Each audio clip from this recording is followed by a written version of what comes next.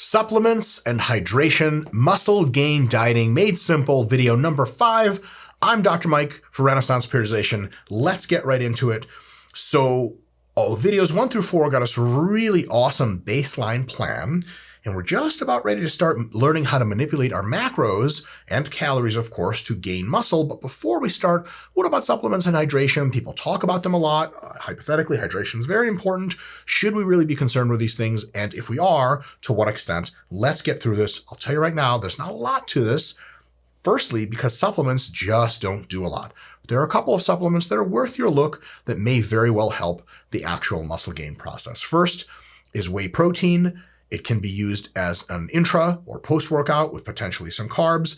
It has a small effect. If you're eating enough protein over the day, whey protein is really unnecessary, but it may offer small advantages, especially if you're having trouble choking real food down. Whey protein is highly anabolic and is a great protein source to put in like meal replacements and stuff like that.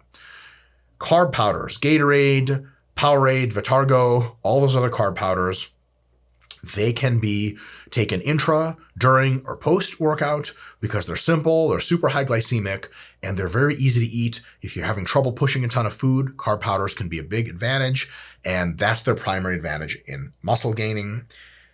This is especially true if you're having sort of, maybe not digestive problems, but it's a lot of food, and let's say you eat 3 hours before you work out, and it comes time to work out and you're still feeling full.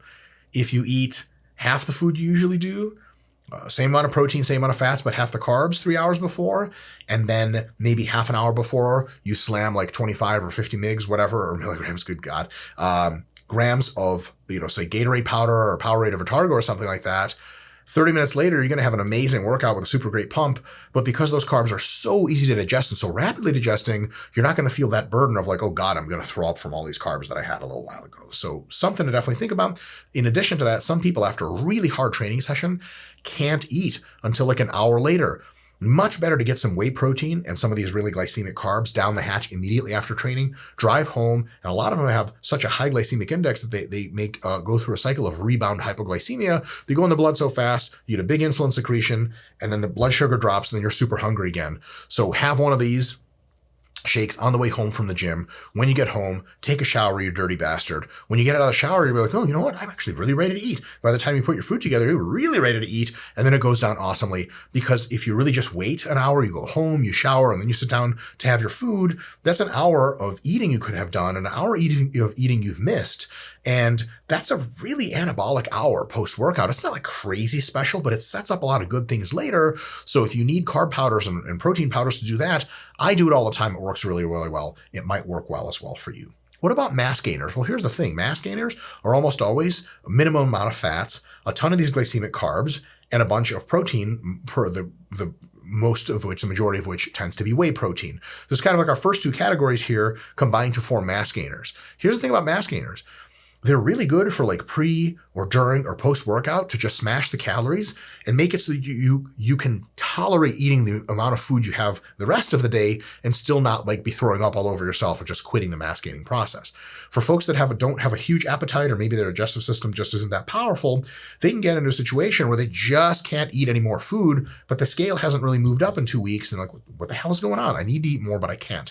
That's when you take your regular food that you're already eating and you add mass gainers on top of that. Okay, because a lot of people, what they think is mass gainers, think two things. One, mass gainers can just replace your food. That's actually correct, but why? If you can just eat whole food, would you take a mass gainer? Sometimes it's cheaper, and if that's the case, that's totally fine. If you're lazy to eat, that's totally fine. But generally speaking, just eat a normal diet, and you don't have to replace your mass gainer with something. That's just something you put on top of your regular diet. You squeeze in to a pre-workout, intra, and post, or maybe just one of those three to get a few more calories in without just like throwing up all over the place or quitting the diet. Another thing people think about mass gainers, much more prevalent and much, I say worse is a bit catastrophic, but it's just inaccurate, is that mass gainers offer some kind of like unique, special, independent pathway by which to grow muscle. So for example, if you're talking about like, let's say anabolic steroids, food and stuff makes you grow, just eating normal food. Anabolic steroids take all that food you're eating and the rest of your body processes and make them grow more muscle, even still by completely different pathways, right? However, a mass gainer, if you're eating enough food, it doesn't do anything more than this food. All Mass Gainer can do is if you're supposed to be eating this much food, but you can only eat this, a Mass Gainer can more easily get you up to here. That's it. So like, I back in the day, I've trained with a few folks who'd be like, hey man, I'm going to start a Mass Gainer. What do you think? I'm like, right? You're not going to get these drug-like effects out of it. It's not special. It's just more food. But if more food is something you can't really do, Mass Gainer's a really good idea. Some people like needlessly poo-poo them, like, you don't need a Mass Gainer, just eat whole food. Or a Mass Gainer, right? If you can't eat any more whole food, Mass Gainers go down super, super easy. They digest really quickly, generally speaking, and they're a really good option. They're just an option in context, and they're not magic. They're not going to revolutionize your body. It's just a little tool to use that's pretty effective. That's it. Creatine. Creatine works really well, builds muscle really well. I would start it a week before your gain phase so that your weight can plateau out, because you'll gain something like on average of 5 pounds just in that first week of creatine loading into your muscle cells. It will temporarily increase your weight, and when you stop taking creatine, your weight will fall off, right? You don't lose any muscle, you just lost body water inside your muscles. Here's what you don't want to do. You don't want to start your muscle gain phase and start tracking and manipulating calories and start creatine anytime during that time, because what will happen is your body will go up by like 5 pounds. You'll be, oh my God, I'm gaining weight. This is great. You'll be like, oh my God, I'm gaining way too fast. I got to reduce my calories. Remember, that's body water. It doesn't say anything about your tissue. So start creatine a week before, then start tracking and measuring, and you'll have a stable baseline. Okay. So that's just the only thing with creatine. Creatine monohydrate is the best, most tested, most reliable source.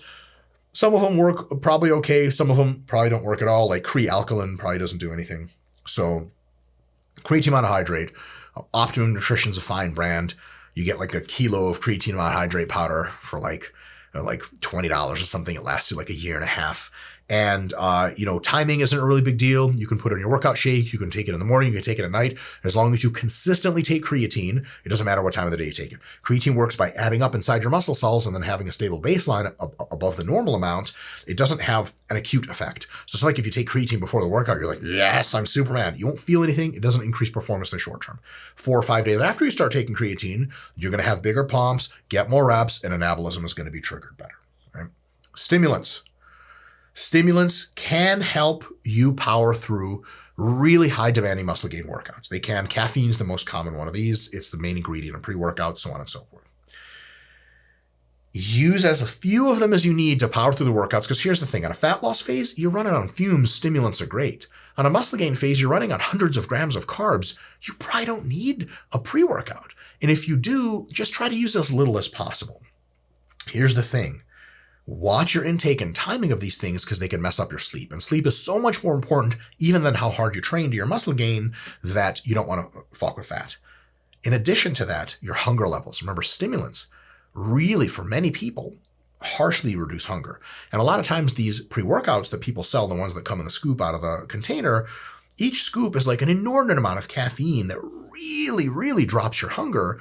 And what ends up happening is you take a pre-workout, you do your workout, you get home, your pre-workout's still well in your blood, and you just don't eat a whole lot of food. You can't stuff yourself anymore like you would before. And all of a sudden, yeah, you're having great workouts, but your overall calorie levels per day are dipping, and you're not gaining as much muscle. So use these things judiciously, understand their downsides and their limitations.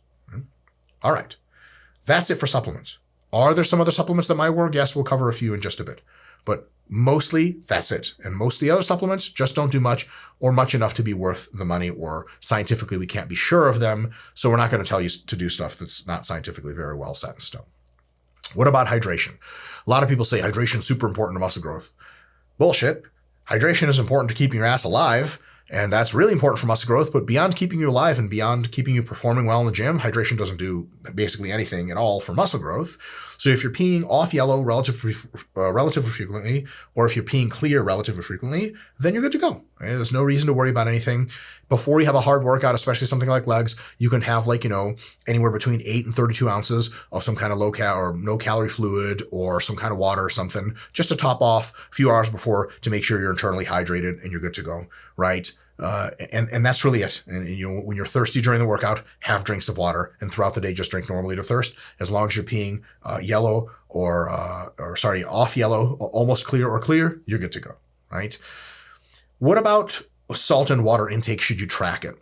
If you track your water intake and you roughly normalize your salt intake, you can make sure to not mistake water weight fluctuations for muscle gain or muscle loss.